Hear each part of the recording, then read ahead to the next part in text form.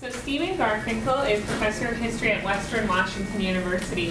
And I think he wins the award actually from East and West as coming the furthest, because his home base is the furthest west, and he flew in from Italy yesterday. So that's the furthest east, right? I think so. He wins the travel award.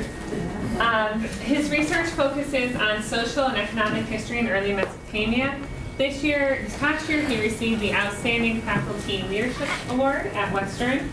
He's a member of the board of directors for the International Association of Syriology and the American Oriental Society. He has authored and edited several books, including Entrepreneurs and Enterprise in Early Mesopotamia, and he's the editor of the Journal of the Ancient Near East History. And those are just my crib notes from a much larger array of accomplishments and awards. So let's welcome Professor Garfinkle. You're very kind. Thank you so much, Tara. And let me first say, I'm going to assume there's no trouble hearing me, because the loudest place in my department is the office next door to mine.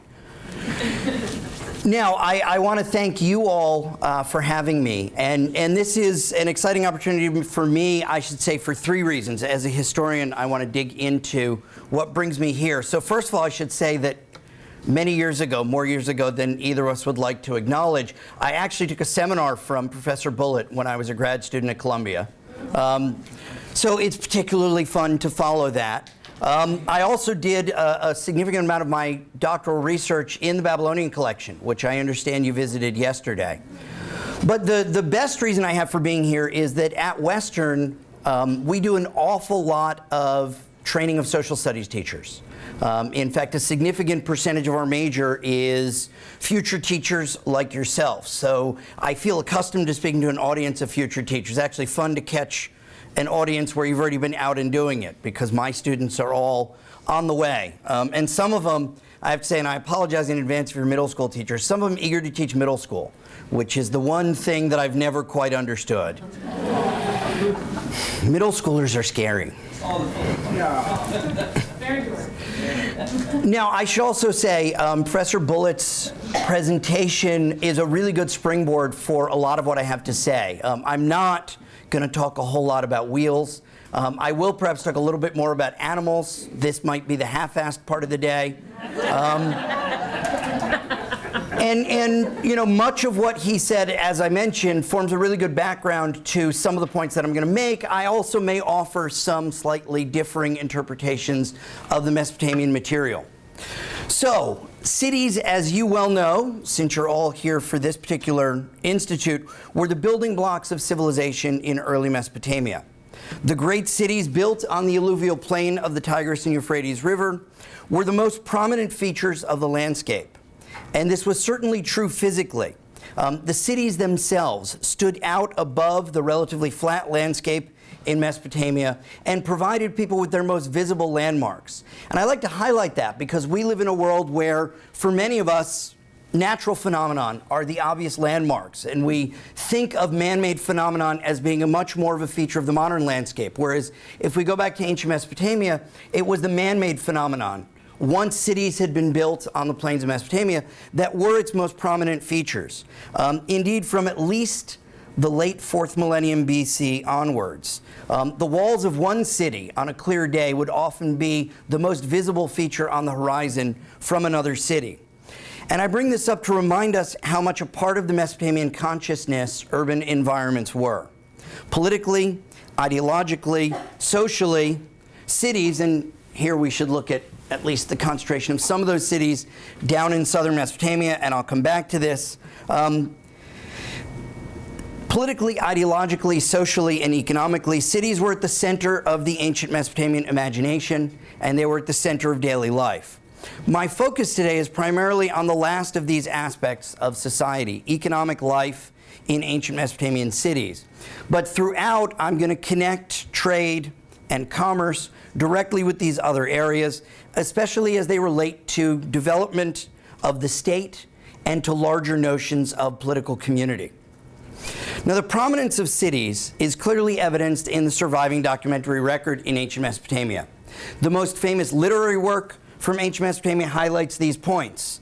That's what I wanted. The Epic of Gilgamesh begins with a description of the walls of the great city of Uruk. Uruk's prominence in the epic, and you can see here not only the description of its walls, but the notation that these 7 sages, these ancient mythical figures of Mesopotamia, credited with the production of so much knowledge, had actually laid the foundations of the walls of what was early on one of its greatest cities. Uruk's prominence in the Epic of Gilgamesh mirrored its original significance in the region. By 3000 BC, Uruk was the largest city in the Near East and probably the largest city in the world at that time. And this is a fun sort of comparative map to look at. You see Uruk on the upper left. What this image shows is the walled size of a bunch of different cities snapshotted in the eras of their great prominence. So you see Athens on the top right, just on the verge of the wars against the Persians. Rome, the lower right, during the time of the so-called Pax Romana. Jerusalem on the lower left, the time of Herod. And up there on the upper left, our city of Uruk. And you can see that in terms of its walled size, in 3000 BC, Uruk was already twice the area that Athens would be roughly 2,500 years later, and essentially half the size that Rome would be 3,000 years later. Now, just to be clear, we're talking about area here, not population. Population density was less. But Uruk at this time was probably the largest city in the world. It almost certainly was the actual place, as far as we know, where writing was invented. And as a historian, I'll depart a little bit from the discussions of the wheel and the steam engine and the other stuff that came in the last presentation and say that writing was the greatest invention. And as history teachers, we'd be nowhere without the written record. And so Uruk at this time gave birth to the historical periods of world history. And to return to the Epic of Gilgamesh, the epic not only highlights the grandeur of urban civilization, but it highlights the place of the city as the locus of civilization. This is most clear in the epic when Enkidu, the wild man from the steppe, is being brought into the city, is being slowly introduced to civilization, and he's told, "Come, I will lead you to Uruk, the town square, to the sacred temple, to the home of Anu. Enkidu, arise, let me take you to the temple of Eanna, the home of Anu, where men are engaged in labors of skill, and you too, like a man, will find a place for yourself."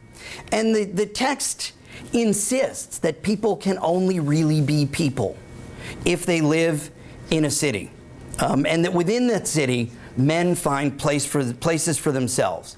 And I'd highlight, because this sets up a lot of my discussion later on, the focus really is here on socioeconomic places, and indeed ultimately on notions of craft specialization. In the city, men are engaged in different labors, in different skills. That's where people will find a place for themselves, and find a place for themselves in what was, as I'll come back to, a very hierarchical community, characterized by tremendous not only craft specialization, but also social hierarchy and differentiation. And I should also acknowledge here that this is really a focus in the epic, at least in this part of the epic, on men. This is not surprising in such an unapologetically patriarchal society as ancient Mesopotamia, but we should acknowledge in the text the clear focus on, in many respects, the activities of men. And that's not to exclude women from the discussion in any way, but it's to acknowledge the problem in our original source material, that the focus is so much on what men do in the urban environment. Now, before moving more specifically to the topic of what went on in these ancient cities, commerce, trade, the stuff of daily life that is really the focus of my presentation, I want to give you a sense as teachers of some of the other resources that are out there for you for the study of ancient Mesopotamia.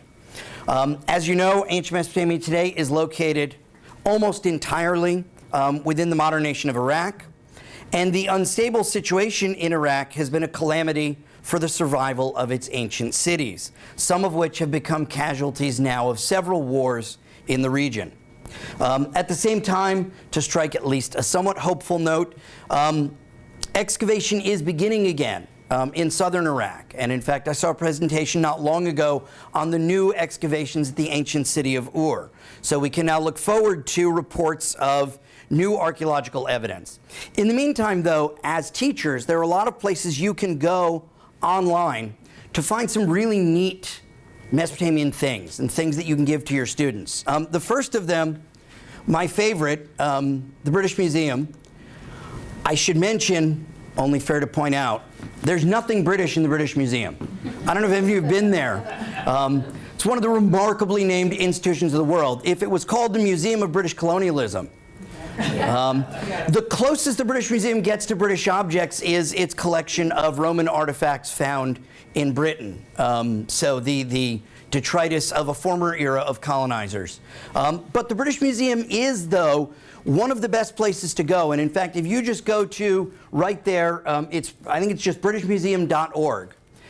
You can do an object search, and they have an enormous number of objects from ancient Mesopotamia that provide really a wealth of information about daily life, about what went on in these cities. And the British Museum is kind enough to let you use those images. So you can actually download really high quality images as long as you agree that you're only using them for teaching or other individual purposes and aren't going to sell them as postcards. Now, the next place I would suggest, and this is a much more cumbersome website because it's an older one and not one that's constantly maintained, is something called, rather awkwardly, the Electronic Text Corpus of Sumerian Literature. Fortunately, there's nothing else online that is ETCSL. So if you just put in a Google search for ETCSL, you get this rather antiquated website.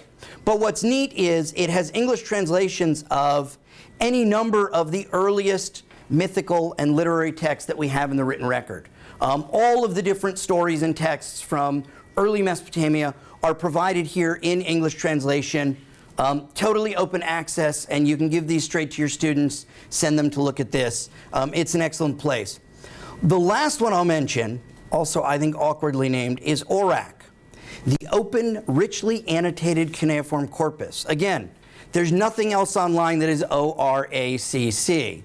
This is actually a wealth of information. If you click on the projects here, this collects all of the open source projects online that deal with the cuneiform text from ancient Mesopotamia. And a particular favorite of mine, and of some visitors perhaps in the room, if you go down, you can find virtually everything from, I'll get there eventually, the Neo-Assyrian period, which was mentioned briefly in Professor Bullitt's presentation. And you get here again open access available English translations of the very famous Neo-Assyrian inscriptions, some of which mirror the biblical texts, letters that you can look at from ancient kings to their ministers, from people and functionaries in their kingdoms back to them. And these are just some really good, totally open source, useful places to go online or to send your students online if you want them to look at ancient Mesopotamia in a little bit more detail. Now, coming back to Mesopotamia, which I always like to do, I want to briefly talk about the physical environment. And Professor Bullitt, again, talked a little bit about this in the last presentation, because it's the physical environment that sets the stage both for the urban revolution that took place in Mesopotamia and for the development of commerce, and in particular long-distance trade that I'm going to be talking about.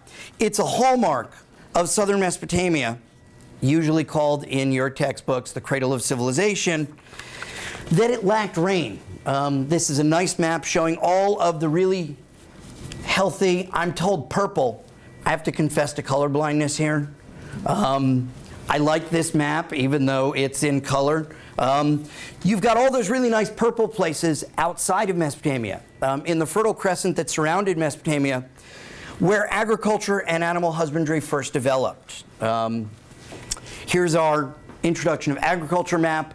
I like, at least with my introductory students, to call this the map of the Fertile Toucan rather than the Fertile Crescent, because it just reminds me of the guy in the Fruit Loops box. The densest pattern in there, which you see, is the place where agriculture and animal husbandry first developed. The domestication of plants and animals in the Fertile Crescent made possible the development of cities on the plains of Mesopotamia. And that's why agriculture comes later to Mesopotamia.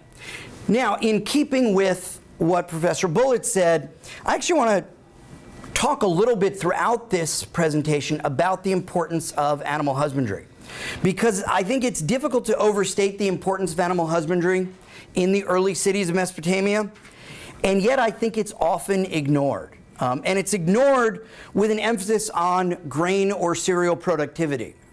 This area, which was extraordinarily productive, is usually credited with all of these wonderful original things in supposed civilization because of its agricultural productivity.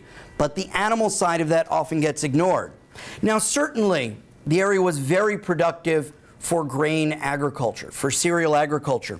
We estimate, based on ancient texts from various places where they give the yield on fields, that the average acre or hectare of land in southern Mesopotamia was between 4 and 10 times more productive than on a similar plot, for example, in ancient Greece, which actually had land that was relatively unproductive by comparison.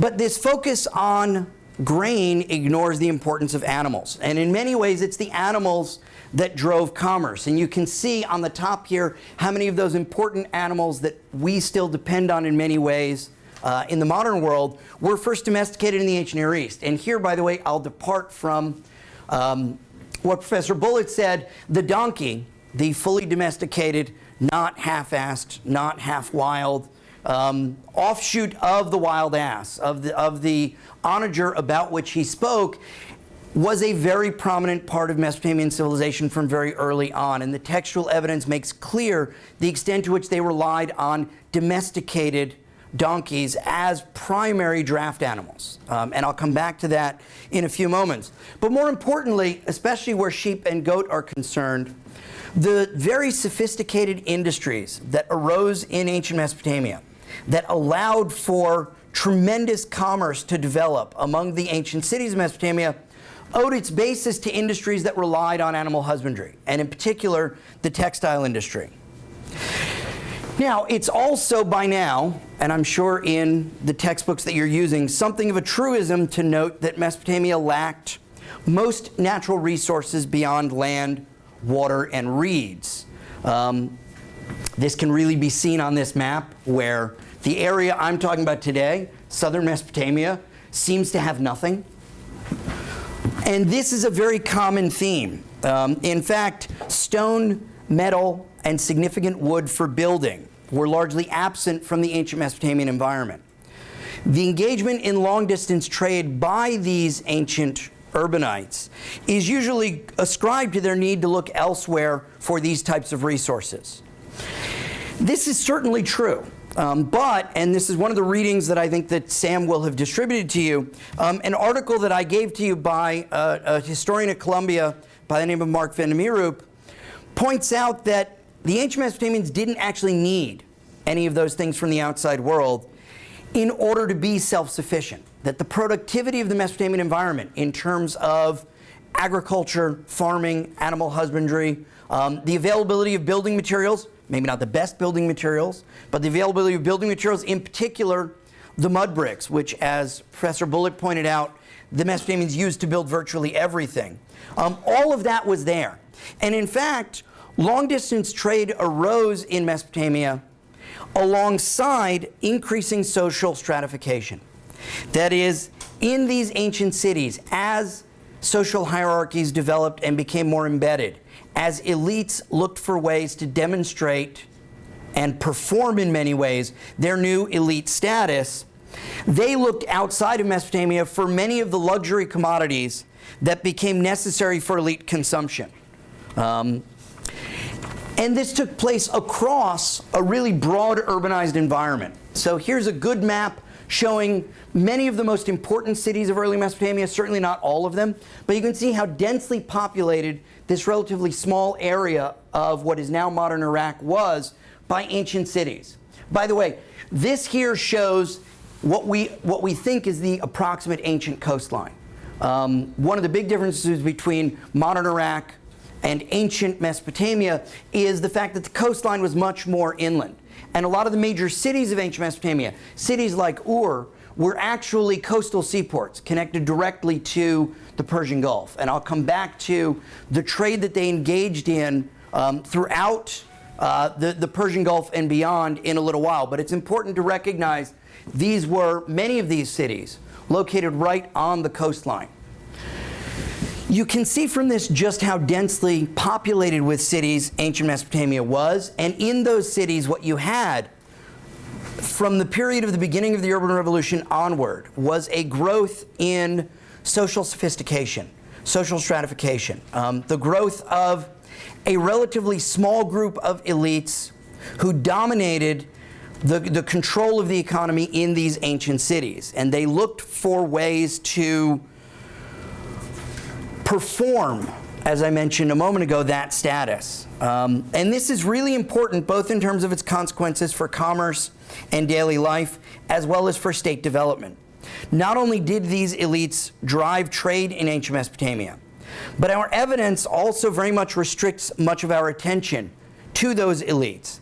The majority of our historical and archaeological evidence was produced by or for wealthy individuals at the very top of, I'll call it, borrowing from the Egyptians, the pyramid of this ancient society. I should say the ziggurat of this ancient society, but students are always going to be more familiar with pyramids.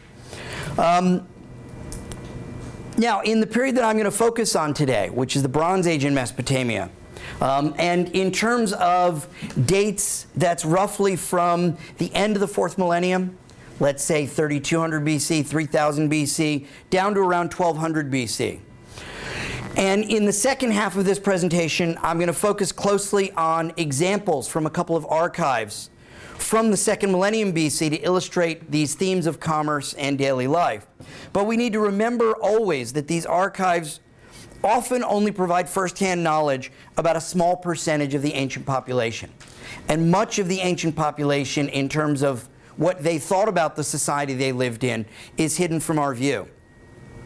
Now, one of the earliest surviving objects that richly details this, and which I'm going to assume many of you have seen before, comes again from the city of Uruk, and it's known to archaeologists and historians as the ORAC Vaz. It dates to the late 4th millennium BC, dates to around the same time that writing was being invented in the city of Uruk.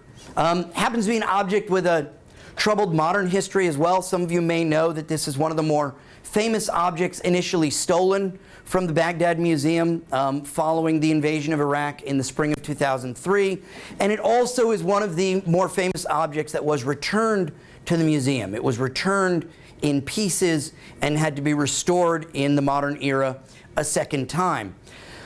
The neat thing about the vase, or at least the neat thing I'm going to use the vase for, is to show more or less in a vertical demonstration of the hierarchy this pyramid of society that I alluded to a moment ago. The vase itself seems to represent, from bottom to top, a very Mesopotamian understanding of the world that they lived in. The very bottom of the object, and I apologize if the images aren't particularly good, you see some sort of crop growing in the fields, grain, flax. I don't know that any of us are enough of an expert on early Mesopotamian iconography for plants, for the flora of Mesopotamia, to know exactly what it is. But it shows those plants. Now, they're resting on the water, which of course is the foundation of life in Mesopotamia. And here I'll echo a point that Professor Bullitt made, and I'll come back to it in more detail. Water routes were much more important to the Mesopotamians than land routes. The rivers, the canals that connected the Mesopotamian cities to each other were much more important in many ways, but particularly as well for trade and communication than overland routes. And for all of the reasons that Professor Bullitt talked about. Overland trade is significantly less efficient than seaborne trade or waterborne trade, particularly in antiquity. So you've got water as the foundation of society, then the cereal productivity of the land, then the animals. And we can see here, one of the reasons I'm highlighting the animals, Mesopotamians did so themselves. The animals are next up in this, what I'm suggesting is a hierarchy of their worldview of what we might call the daily economy that supported their societies. Water, plants, animals. And then above that we finally get people. And our first group of people, first of all, it's tough to tell them apart. One thing we can say about them, and the image allows us to say this, they're all men. They're all naked. They're not particularly well differentiated from each other. But what they're doing is carrying the agricultural productivity of this community. They're carrying it somewhere. We see in the next register up where they're carrying it. But we see here already the kind of emphasis that we got in a very different context from the Epic of Gilgamesh, where Enkidu is told, come live in the city where you too, like a man, can be engaged in labors of skill. These people are engaged in labor, some of it undoubtedly very oppressive manual labor, but they're bringing in the various produce of that labor and delivering it up top to the big people in the center. And this is one of the remarkable things about Mesopotamian visual iconography about status and place in society. The more important people are quite literally bigger. And not, let me hasten to add, because they were, but because that's the way they were understood in society. They played a bigger role in the community. And so here we see this sort of socio and economic organization of Mesopotamian society in one alabaster vase from, roughly 5,000 years ago, where they demonstrate the way that they organize their society. The ancient Mesopotamian economy was very much what economic historians call a redistributive economy. For the most part, the state, however we want to understand that, and I'll come back to that in a little while, owned most of the means of production. The people worked those means of production, and they were under an obligation to deliver most of the produce of their labor to the state, which then redistributed it outward. Unless we imagine this as some sort of early utopia, the way I usually frame this redistributive economy for my students is that these people at the top had organized a system in which from each as much as they could take, back to them as little as they had to. Now, that's undoubtedly a slight exaggeration, but I'd suggest, based on the economic evidence from early Mesopotamia, only a slight exaggeration. Most of the people worked the land, they worked crafts, they worked on behalf of the elites in their community, who then had the responsibility of deciding what would happen to all of that stuff. And what happened to all of that stuff was that a lot of it got collected in the center. A lot of it, in fact, the majority of it was used locally to feed the population, to provide rations for the laborers who were working in the fields, who were at other times of the year fixing the walls of the city, about which Gilgamesh is so proud in the Epic of Gilgamesh. They were also producing rich textiles and other manufactured goods that those elites could then trade with the outside world to collect the really valuable objects that, as the article that I distributed to you by Mark Vandermeer points out, allowed them to demonstrate their status. The long-distance trade in luxury commodities is really apparent in the early archaeological record. These are objects found in the royal tombs, the cemetery at Ur. They date to around, let's say, 2600 BC. And here we see direct information not only about the trade routes that brought in precious materials, like the lapis lazuli beads you see over here, which would have come all the way from what is today modern Afghanistan. But it also shows us a little bit about the industries that crafted those materials into objects like these.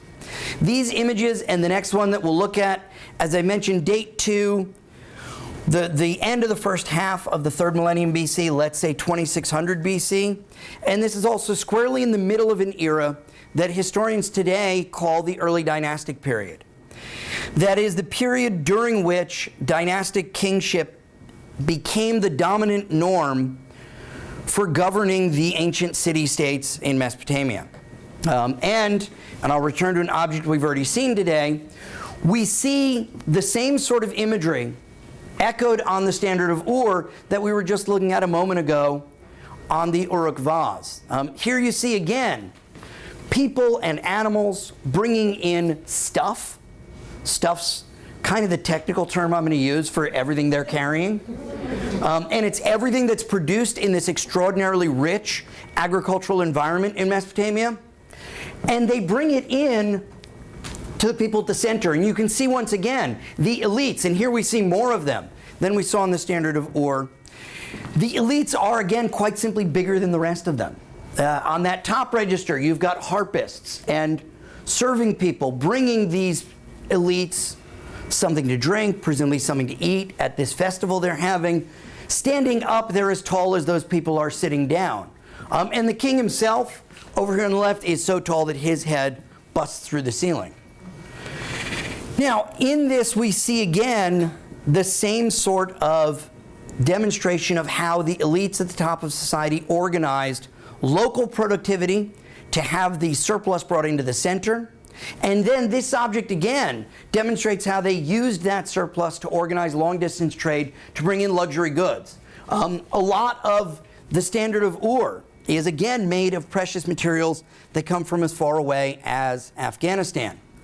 Now, the object has two sides. You've already seen a close-up of part of what we call, very creatively, the war side. Here I'll disagree with Professor Bullitt.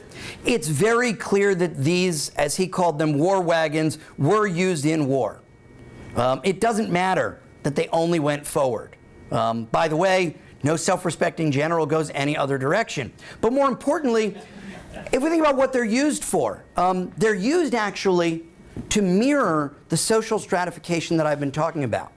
Their purpose wasn't like the chariots of fun modern movies about ancient Rome to race around at high speeds. Their purpose, drawn by donkeys, the domesticated donkeys that the Mesopotamians used for so many purposes, they were drawn by donkeys ponderously, slowly, elaborately onto the battlefield so that the elites could stand taller than everyone else. And I'd suggest, Professor Bullitt's certainly right, they don't have, at this point, bow and arrow in use. They're using javelin. I haven't actually thrown a javelin, but I'm pretty certain that height is an advantage in doing so. And being brought onto the battlefield in this way not only mirrored the social hierarchy that we see here below, the big people actually standing taller on the battlefield, it also certainly gave them an advantage. And certainly an advantage over anybody who didn't have one of these mobile platforms to stand on top of. And if we wonder about what happened to the poor donkeys, I think we have to assume bad things always happen to donkeys in the ancient Near East. And I should point out, these donkeys are not being drawn by the sort of bit and bridle that is a later development. Most of them were being guided through nose rings, and so we can imagine this was a rather unpleasant experience for the donkeys all around. This object, again, mirrors not only the social stratification of ancient Mesopotamia, but also its economic organization. And it mirrors, as I'm going to come back to, some of the responsibilities that royal authority, the king there in the center. And in fact, in that image on the top, the king's chariot on the left is absent of its war materials because the war is over. The king is in the center, again, his head crashing through the ceiling, actually receiving the surrender of the enemy soldiers, or at least reviewing the enemy prisoners. So by the top of this scene, the war's over, and I presume they're ready to turn around again and party. Now, what we see in these images is the growing symbolic power of kingship, and this was matched by the growth of central administrative authority. As I mentioned earlier, writing was likely invented in the city of Uruk. It certainly was invented in southern Mesopotamia in the second half of the 4th millennium BC. And it was invented largely to track the ownership and delivery of economic goods. We would love to think writing was invented to capture the whimsy or the wonder of poetry, literature, etc. Writing was invented for accountants. It's a grim reality. As an economic historian who does a lot of accounting history, doesn't seem grim to me, but I recognize it's not an exciting tale. But writing developed to track the ownership and delivery of goods. Here you see a couple examples of early tablets. Again, these are fine pictures that you can download without copyright infringement from the British Museum, including on the upper right a cylinder seal, also from their collection, just to show the way in which they used different technologies at that time to control and track the delivery of goods. The development of writing was part of a growth in craft specialization in these early cities that included an increased sophistication across the board, both economically and administratively. The growth in industries like metalworking and textile production were matched by the proliferation of administrative roles, particularly among the elite, including those that required the specialized knowledge of scribes. And here is a fun example of that specialized knowledge. This tablet actually is housed in the rare book and manuscript collection of Columbia University Library. I don't think they're actually as free with their copyright, but I show it anyway. The fun thing about this is a mathematical tablet from the early 2nd millennium BC, dates to around 1800. And what it actually shows is a series of what mathematicians call Pythagorean triples. This is essentially the proof of the Pythagorean theorem, roughly 1,300 years before Pythagoras was born. What it shows us is the way that these early cities in ancient Mesopotamia were centers for the production of knowledge. And I want to highlight that that knowledge was a direct outgrowth of an increase in trade in these cities and its sophistication. A growth in the need to keep track of stuff led to significant advances in mathematical knowledge. Writing gave the ancient administrators, the people who worked for the guys whose head burst through the ceiling, a greater tool to manage the economy. And this led to a dynamic increase in record keeping. Such record keeping provides us as historians with extraordinarily detailed information about daily life in these ancient cities, often down to a minute level. Now again, very much focused on the concerns of the elite. But to give you an example, in the late 3rd millennium BC, let's say around the 21st century BC, which is the 100 years I like best in all the world. I tell my colleagues in my history department back home that I'm the first 21st century historian they ever hired, but it's not the 21st century most of them are thinking of. 21st century BC happened to be an era where there was a proliferation in record keeping, and a lot of that survives. It's so detailed that, for example, in the city of Ur, there's an archive that survives from a craft workshop where we can document the daily productivity of that craft workshop for every day of a single year. So for 4,000 years ago, we can measure what was produced, by the way, primarily for an elite audience, fancy statues, important or very expensive articles of clothing, leather work, etc. But you can observe this today on almost a daily level for 4,000 years ago. So often down to a minute level of detail, they kept records. And our knowledge is further enhanced because the tool of writing also gave other professionals who managed trade on behalf of the crown, on behalf of the state, a way to better track their own business. In all of these early ancient cities, merchants were part of the craft specialization that took place. Groups of merchants developed from very early on to manage the trade in locally bulk commodities.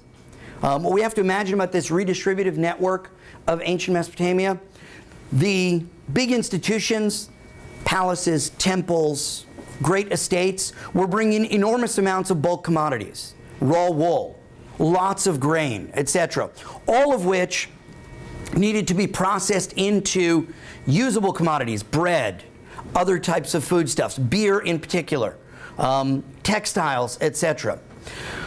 All of that then had to be either distributed or sold. And the way that the great estates of the time were able to acquire the other luxury goods that they wanted was by selling it. It was merchants who handled those sales. Each of the ancient cities had a complex local economy based on farming and animal husbandry. The great institutions collected an enormous amount of bulk commodities that they then needed to exchange for other goods. And here, I'll really echo where Professor Bullitt started. One of the key factors to recognize about ancient Mesopotamia is that its cereal agricultural productivity did not lead directly for trade. It may have been an enormous engine for local population growth, but it couldn't facilitate long-distance trade because they couldn't ship grain in bulk anywhere. The reality is, overland, and again, the donkey is the most frequently used pack animal in ancient Mesopotamia other than people. And very quickly, if you load donkeys or people with grain, very quickly they eat more than they can carry, and they can't carry it effectively over long distances. Not only that, the Mesopotamian environment wasn't particularly conducive to trade on the rivers other than going downriver or going across. One of the big differences between the Mesopotamian River Valley and, for example, the Nile River Valley is the Mesopotamian River Valley is what I would describe more or less as a one-way system. Things went downriver. Now, obviously there are exceptions. But whereas in ancient Egypt, the Nile River's flow is always from south to north, but the prevailing winds in the valley are always blowing in the opposite direction from north to south, so that it's rapidly transited in both directions. That's not true for ancient Mesopotamia. And in terms of the effect that this has on history, one of the things to think about, if you think about the broad sweep of Mesopotamian history, from Sumerians to Babylonians, later on to the Assyrians, keep in mind, political power continually moves northward. That's not an accident, or really what I should say is it moves upriver. And that's not an accident, because controlling the waterways ultimately becomes very important as a key tool of political control and manipulation in this environment. But it also means you're not trading all of that wonderful bounty of barley that was grown around these Mesopotamian cities over long distances. That made the work of merchants very important, both locally for the management of that small regional economy, taking those bulk products, turning them into other products that were more portable, more saleable, things like textiles, in many cases precious metal, and then organizing the long-distance trade to bring in the desirable commodities that came from outside of ancient Mesopotamia. Now, the work of these merchants also relied, from very, very early on the establishment of what we might call a regulatory environment by local political authorities. And here I'll just highlight as an example the importance of weights, measures, and calendars. Reliable and agreed upon and enforceable weights and measures, as well as calendars, facilitated commercial transactions, from sales to loans, that were required in these cities. These began as local systems, often unique to each city. In fact, in the early historical evidence, we know that cities that oftentimes were within sight of one another had different local calendars and different systems of weights and measures. But within their local economy, they used a uniform system of weights and measures. And in fact, this made the early work of merchants even more important, because their ability to work across these systems was part of their professional expertise. Their ability, to put it in modern terms, to translate the shekel of Uruk into the shekel of Eson, like trading pounds for dollars, though that's a bad idea right now. This is part of the professional knowledge that these ancient merchants had to have. And the growth of cities and of commerce throughout southern Mesopotamia ultimately then led to conflict amongst these different cities over both resources and over these, what I'm calling, regulatory systems. We see this, by the way, in one of our earliest examples of historical conflict documented. Here we have what is probably the earliest historical narrative that talks about both interstate conflict and ideas of just war. It's the very famous war between two ancient Mesopotamian cities, the cities of Lagash and Umma. This city here, Girsu, was part of Lagash. These were neighbors. What you see here is ultimately they're fighting over land. A boundary marker had been set up between these two states. One state, in this case the enemy, formed a plan to seize that field, broke the boundary marker, advanced on the enemy. The enemy, armed with divine right, responds.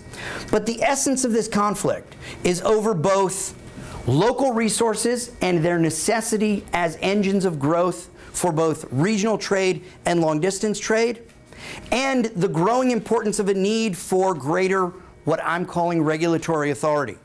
The need for authority to mediate conflict and ultimately to provide for more efficient trade amongst these early states led in part to a process that historians and anthropologists call secondary state formation.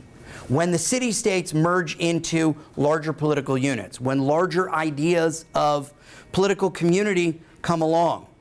Now, the earliest evidence we have for the successful implementation of this larger idea of community comes from the dynasty of Sargon of Akkad, who's oftentimes called the world's first imperialist. That's, in my view, too grand a claim. But he certainly was the first person to bring all of the cities of southern Mesopotamia together under one political organization. He created a kingdom that controlled that whole city. This actually is an inscription on the left from one of his sons. This is an image on the right of his grandson Naram-Sin. You can see how grandly the idea of kingship has grown. He's now not just bigger than everybody else, but he's half the size of the mountain. The important thing here is what you can see is that kings are not only taking a more direct role in warfare. Much of this inscription is about warfare, the smiting of cities, but it's also about guaranteeing access to trade and commodities. Manishtushu, a son of Sargon, says that not only did he defeat these enemies across the lower sea is the Persian Gulf, but that he quarried the black stone of the mountains on the other side of the lower sea, loaded it into boats, and moored them at the wharf of Akkad. And we can see how the growth of state authority leads to increased trade, increased productivity, and also larger notions of regulatory authority. One of the other great contributions credited to Sargon and his dynasty for Mesopotamia was an attempt to create statewide standardization of weights, measures, scribal practices. And these are all improvements that become a trope in the claims of early kings of Mesopotamia.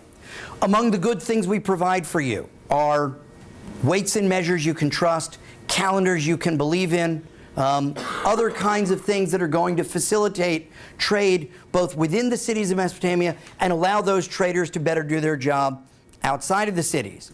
Now, the most visible of these developments, both in the historical record and in our modern imagination, and in terms of its impact on commerce, was the creation of statewide legal systems. The so-called law codes of early Mesopotamia, of which Hammurabi's code is the most famous, but certainly not the first, sum up both the concerns of everyday life and those of growing state authority. The example here comes from that last century of the 3rd millennium BC, the 21st century BC, again, the best 100 years in all of history. And it shows exactly what's happening. At that time, the city of Ur, down in southern Mesopotamia, had become the regional power. Ur controlled all of southern Mesopotamia. And what did its kings do for the people? As it says here, I did not deliver the orphan to the rich. I did not deliver the widow to the mighty. I did not deliver the man with but 1 shekel to the man with 1 mina. I did not deliver the man with but 1 sheep to the man with 1 ox. Now, by the way, this is, for ancient Mesopotamia, as close as we get to a discussion of the 1%. A mina, an ancient unit of weight and measure in Mesopotamia, was made up of 60 shekels. So what this is saying is I didn't give the man of 1 shekel to the man of 60 shekels. Not quite 1%, but we're getting close. Now, the remarkable thing about a document like this, and the king then goes on to say, and wouldn't this be wonderful, I eliminated enmity, violence, and cries for justice. One of the remarkable things about these documents, though, is that what they do first and foremost is protect the property of the wealthy elites. The prologue to something like this law code, the prologue to Hammurabi's law code, make grand claims to justice, to protecting the weak, to protecting the man of 1 shekel from the man of 1 mina.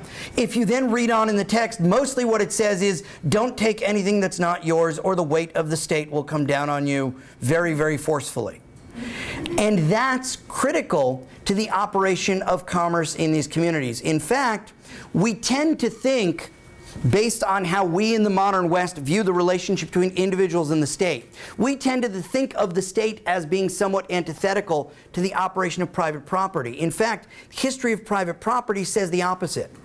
Private property wants the state. Individuals of property in the community need the state. Merchants, first and foremost, have to have the state. to enforce the standards on which trade is based in these early communities. Now, after a period of unity under, for example, this king and his dynasty, the Mesopotamian world fragmented in the early second millennium for the last time into a number of small kingdoms. Here's just a colorful example of that continued to vie for control of the region.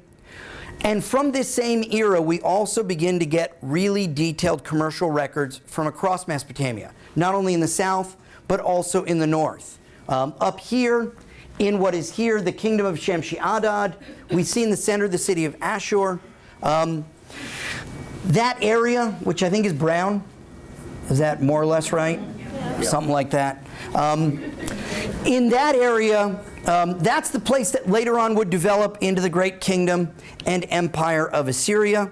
But in the beginning of its history, the city of Ashur was a relatively small city-state at the center of several really important trade routes connecting the whole of this ancient world. In fact, connecting areas as far away as modern Iran with the eastern Mediterranean coastline with central Turkey. The city of Ashur in the early second millennium BC managed a long-distance trade network that connected families of merchants in the city of Ashur with their representatives and family members stationed all the way up in areas that are today in central Turkey in order to manage long-distance trade between these regions. By the way, a trade that existed more or less on the backs of donkeys. In the early second millennium, this trade was so important and so lucrative that the journey from Ashur to Kanesh meant that a lot of goods were traveling on the backs of donkeys and not the people. We know that the people actually walked because the space on the backs of the donkeys was too valuable for them. So the people walked next to the donkeys, and the donkeys carried precious materials, particularly textiles, oftentimes manufactured back down here in southern Mesopotamia, traded up here into Ashur, and then sent over great distances into Kanesh. And what came back was quite often copper and silver. And it made this an extraordinarily lucrative center of trade. And we have evidence for this from the early second millennium BC, not only from the city of Ashur, but also from the city of Mari, here on the great bend of the Euphrates, that lay astride really important trade networks connecting the northern Euphrates Valley with the south and connecting Mesopotamia with the eastern Mediterranean coastline. In fact, there are thousands of texts from the royal archives in the city of Mari that survive. They survive, by the way, as is so often the case with our archaeological material, because of terrible tragedies committed by our ancient counterparts. Hammurabi of Babylon, when he conquered the city of Mari, burned down the palace and baked the royal archives into permanence so that we have them. Those royal archives, by the way, are so detailed that there's a wonderful text from the ancient city of Mari in which the king of Mari, who's out of town, sends a letter to his wife on a clay tablet asking her to remember when they're entertaining foreign dignitaries to serve them iced drinks. The remarkable thing about that, as we all know, Mari in particular is really almost in the middle of the desert. And so how do we explain this? Well, they brought snow and ice down from the Taurus Mountains on the Euphrates rivers, packed onto barges. They brought it into Mari. They packed it underground. It's a huge example in the ancient world, the best one I know of conspicuous consumption. Just so that when they invited people over, they could essentially intimidate them by producing cold drinks and some sort of strange dessert that I imagine must be a kind of sorbet that they were serving at these ancient palaces. Now, we have examples then from the early second millennium BC, from what we usually call the Middle Bronze Age, then from northern Mesopotamia in Mari, in Ashur, and also going back down to the south from the city of Ur. And here, in the interest of time, I'll use one last example. In the city of Ur, in the period of the 19th, 18th centuries BC, we have an enormous amount of evidence, largely because the excavator, the original excavator of Ur, Sir Leonard Woolley, and this is a drawing of the walled city of Ur, Here you see its great monumental buildings. The famous ziggurat of Ur is that dark square building there in the center. But Leonard Woolley also excavated neighborhoods, the places where merchants and other members of a relative urban elite lived in these ancient cities. And we can actually focus in on what happened in even some of the houses of these ancient cities, because the documentary record for Mesopotamia is so rich. And in fact, the one house I'm going to talk about, Woolley called it number 1 Old Street. He named all of the streets in residential Ur after streets in Oxford, where he lived and taught. So oddly enough, you've got, I think you've got Church Street over here. This is called Paternoster Row in the archaeological productions. Number 1 Old Street, this small house that you see right here, was a place where a merchant lived around 1900 BC, give or take a couple of years. He worked and lived in the city around 4,000 years ago. He lived and owned this particular house. He was a copper trader. In this moment, the copper trade in southern Mesopotamia, I'll go the other way to a less pretty map, but one that shows what I need. Copper trade was centered on the island of Bahrain, which in the ancient text was called Dilmun. And the merchants from Ur would sail down to Bahrain, bringing with them textiles, baskets, silver, and they would trade that for the copper that was so important in Mesopotamia in the Bronze Age. The copper, by the way, came from here on the Oman Peninsula. And our records of this kind of trade are so detailed that we can even see when things are going bad. There's a very famous example, which I think Sam is distributing to you, of a letter that was written to the guy who lived at number 1 Old Street around 1900 BC. It says, "Speak to Eonatsir, thus says Nani, when you came you said to me, I will give Gimel Sin good copper ingots. You went, but you didn't do what you said. You placed bad copper ingots before my messenger, and you said, if you will take it, if not, go away. What do you take me for? That you treat me with such contempt, that you despise me so." And he goes on and on. He then mentions, among the Dilmun traders, is there anyone who's treated me like you have? Among this professional class of individuals whose knowledge allowed them to undertake these long-distance journeys, the guy who's writing, Nani, is a local merchant reliant on these long-distance merchants. And what he's saying is basically, you promised me good copper, you delivered bad copper. He then says at the end, be aware that from now on I will not accept bad copper from you. In my own courtyard I will myself take and select the ingots. Because you've treated me with contempt, I will inflict grief upon you. So business could be bad 4,000 years ago just as it can be today. The difference is, if folks, and this text even refers directly to the palace. It says here, on your behalf, we've given to the palace 540 kilograms of copper. By the way, let's put that in perspective. 540 kilograms of copper. Yeah, that's a good ton of copper. Now, what's that worth, by the way? It's an enormous fortune. It'd be enough pretty much to purchase the whole neighborhood that Eonatsir lived in.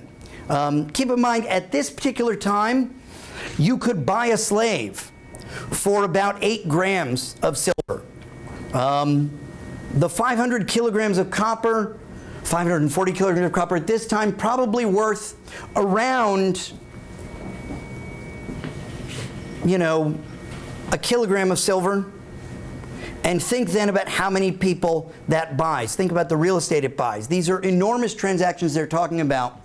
And what this shows us, the end here, because I'll stop in a moment in the interest of time, is how the growth of state authority both facilitates and is facilitated by the growth of commercial authority in these cities where the growing emphasis on certain commodities, copper being an important one in the Bronze Age, these other luxury commodities being important to the elites in these cities, especially their kings, relies on the knowledge that certain professional groups like merchants had, to such an extent that although Anansir is subject to all of these nasty threats. And we don't really know what Nani means when he says he will inflict grief upon him. But it can't be good. But the reality is, Anansir's business carried on. And he continued doing business with both Nani and Gimel Sin. And this highlights the very complicated relationship in these early cities that commerce, state development, and the formation of larger notions of political community had at a time, because this is right on the eve of the development of Hammurabi's kingdom and the final creation of what becomes the kingdom of Babylon, the unification of all of southern Mesopotamia into a single political unit that it more or less remains in, and there are ups and downs over time, for the remainder of its independent history. And the way in which the merchants and other professionals in the cities helped to forge the state is ultimately as important as the way in which the kings and other figures that we read about much more prominently attempted to forge those states on their own. And so that we can have questions, I'll stop there.